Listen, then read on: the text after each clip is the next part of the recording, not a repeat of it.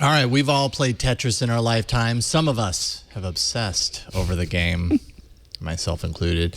But behind the scenes, the foundation for what brought Tetris to our screens is actually a pretty remarkable story. Joining us to talk about that story is Dan Ackerman, segment editor at CNET and author of the new book, The Tetris Effect. How you doing, Dan?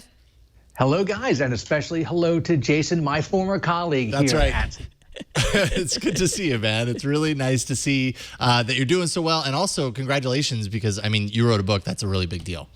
Thank you so much. I feel like I've given birth to this huge child, and now I can kind of go back over That's nothing like giving birth to a huge child, just so you know. I know that is actually true. So you picked a pretty awesome topic. Really deserves this kind of treatment. What exactly drew you to writing a book about the story behind Tetris? You know, if you know anything about the history of video games or technology, you've probably heard at least a little bit about this weird history that Tetris has. It came from the Soviet Union. There were a lot of lawsuits and a lot of fights over who owned it. And I started to look into it, but I realized it wasn't really a video game history story. It was a startup story, and it was very similar to the startup stories that we talk about all the time out of Silicon Valley and everywhere else, except this was a startup story from Moscow in 1984, behind the Iron Curtain during the Cold War. And I said to myself, that's a really interesting story with modern day parallels. And I mean, so you've got the story behind the game, obviously. And I mean, it's not just guy creates game, moves along, makes lots of money, and he wins. There's a lot of like almost espionage ties into the game. Can you talk a little bit about kind of how those link in? Oh yeah, during the Cold War in the Soviet Union, nothing is ever simple, and you certainly can't just like make a game and start selling it. This one guy, Alexey Pajitnov, he was a computer programmer working on some very high-level stuff, actually, things like artificial intelligence, voice recognition, things we're still working on today. And in his spare time, he decided to create kind of a computer version of a puzzle game he used to play as a kid called Pentominoes. And on his very primitive computer, he did it basically using the bracket keys to make the blocks. And all his friends liked it. The 20 people in Moscow at the time with computers all suddenly loved it. And to get a copy to somebody back then, you had to physically put it on a disc, walk it over to someone, sneaker net it, because there was no internet back then. And somehow it improbably becomes a viral hit and even sneaks out of, behind the Iron Curtain, and some Western business people find it and they start wanting to sell it, and that leads to all this culture clash and business clash with the Soviet Union, who's suddenly going, hey, all these guys in the West are selling something we think is ours because it's communism, we own everything, we better figure out where this money is going. What exactly is it about Tetris as a game that you think made it such a cultural phenomenon? I mean, why did it catch like wildfire the way it did? Yeah, it could have been a cult hit like many, many other games, but instead we're still talking about it and still playing it 30 plus years later. There's something unique about the visuospatial elements of the game and the way it affects the brain, but it's also that it's a game that has no characters, has no language to it, has no story. So no matter what country you're in, no matter how comfortable you are with video games, I say Tetris is a game for moms and mathematicians and everyone else who would never call themselves a gamer. You can just watch it for 30 seconds and now you know how to play. You don't need to read the instruction book. You don't need someone to translate a concept from another culture. And that was the big thing. It went from the Soviet Union to the UK, to the US, to Japan, to every country around the world, because it's one of the few games that's just so internationally translatable.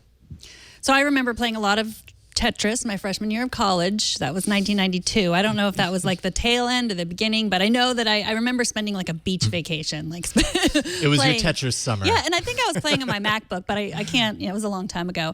But I remember we used to also talk about how we knew that it was created by a Russian, but there was this myth that was like they created it in order to get into our brains and control us. That this was the early 90s. We still had the wall to think about it and everything. Is there any truth to that? It's interesting. It's really the one successful cultural thing that come out of the Soviet Union that really penetrated the West. And you think of Tetris, you think of the red box with the backwards R, that plinky Russian, folk music, almost a chiptune version of it.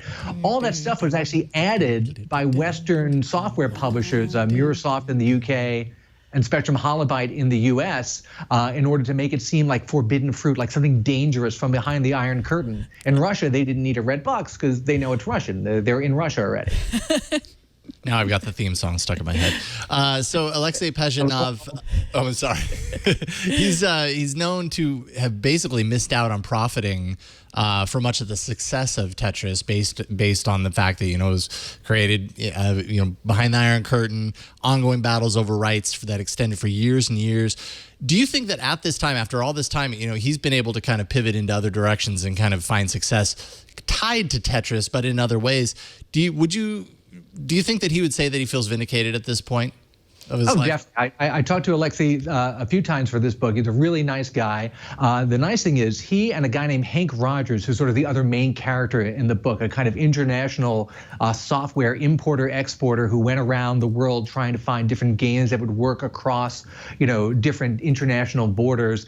He actually created the Japanese role-playing game industry. He was a Westerner, and he created that industry by programming the first Japanese RPG called the Black Onyx. The two of them teamed up eventually, and after the Soviet Union collapsed, Hank and Alexey helped get Alexey's share of the rights to Tetris back, because once the Soviet Union is gone, it was kind of open season for all the things that government used to own. And today, all these years later, the two of them are partners in the Tetris company and administer the rights to the games. But Alexey moved to the US in the 90s. He actually worked for the only other big organization that you would call the evil empire besides the Soviet Union. He worked for Microsoft for years.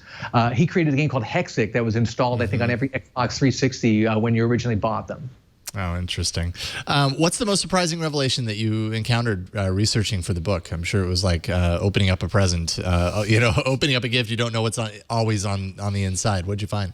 Oh, so much crazy stuff happening at the tail end of the Soviet Union when everything is sort of falling apart. A bunch of Nintendo executives had to go to Moscow at some point to do some negotiating, and a guy named Howard Lincoln is sitting there, famous Nintendo lawyer, later the president of the Seattle Mariners, sitting there in a conference room, and the Russians bring in a cosmonaut, and we go, hey, here's so-and-so, he's a cosmonaut, he wants to talk to you about the Russian space program, and they pitched Nintendo on sponsoring the Russian space program, like, we'll put the Nintendo logo on the Soyuz capsule when we launch it up, into space. And the Nintendo guys said, we're gonna have to think about this. We'll get back to you. And that never happened, but wow, wouldn't that have been cool? Yeah, no kidding. So you write that playing the game actually alters your brain. Can you talk a little bit about that?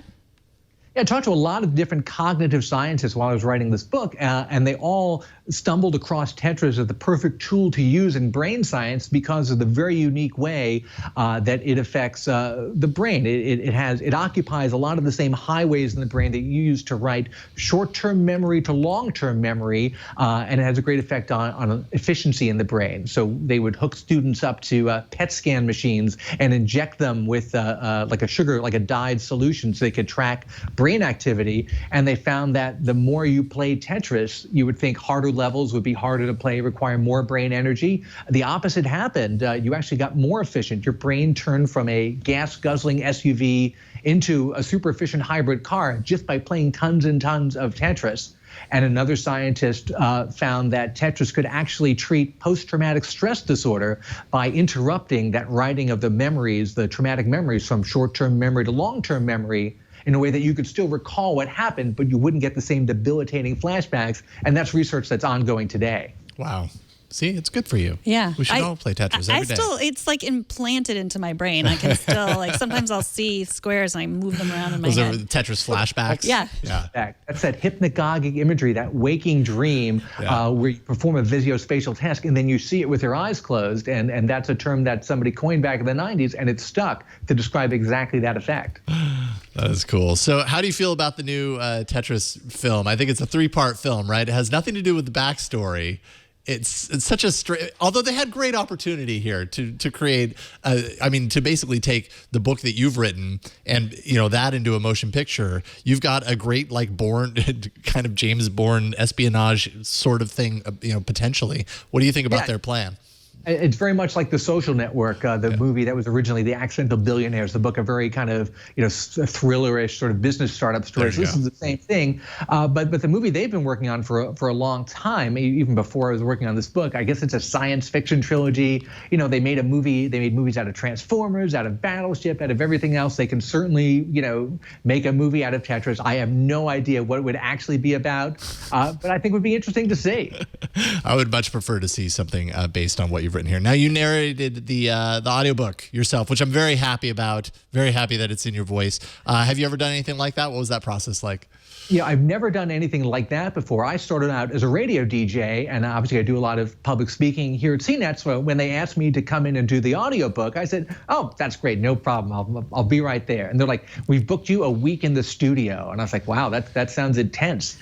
We did it in 3 days, like 9 a.m. to like 4 p.m., like straight through. It was one of the most physically strenuous things I've done in a long time, because you're sitting there perfectly still. You have to concentrate. You have to project for hours and hours and hours, and I'm holding on to the sides of the table so I don't make any extra noise. When I stood up after the first few hours, I thought I was going to pass out. I have tremendous respect for anybody who does audiobooks now. It's really hard. Yeah, I had to imagine. Like, I've never been within that process of listening to a lot of audiobooks, and I mean, you know, just talking on this show even for like an hour, or on Tuesdays where I have like a few shows back to back, that's really challenging. But with audiobooks, man, it's all about focus. It's all about enunciation, projection, reflection, all this stuff. So big time respect for the fact that you're able to do 3 solid days of that. I can't imagine doing that myself personally.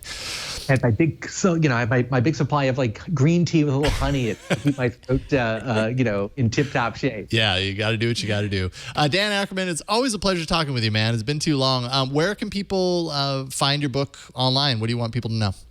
Yeah, it's so great to see you, Jason. It's available, Amazon, Barnes & Noble, anywhere you buy books online. You get the audiobook version from Audacity. Whatever your favorite bookseller is, I always love it when people go to their local bookstores. Excellent. And you can check out more on this at Dan's site, danackerman.com. Dan, it's been a pleasure. Thank you so much. Take care. Thank you so much. See you guys. Best of luck.